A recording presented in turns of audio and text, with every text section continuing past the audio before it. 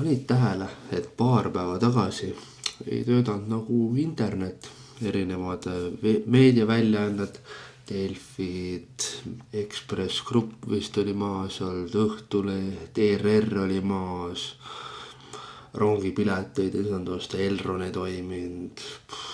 Enne kui me videot nüüd edasi vaatame, ole lihtsalt muhe ja pane mulle follow. Mõtlesin, et küsin eaga, aga kui eaga ei saa, siis raisk mine pane follow.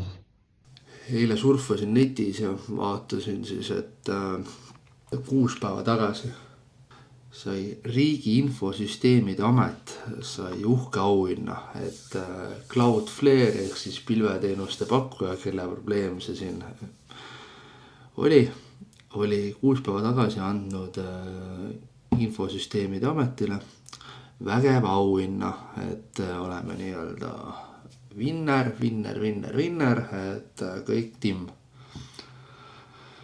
Ja siis läks vaid paar päeva mööda ja siis juhtus selline globaalne interneti selline põhimõtteliselt katastroof, et mega paljud lehed ei tööda.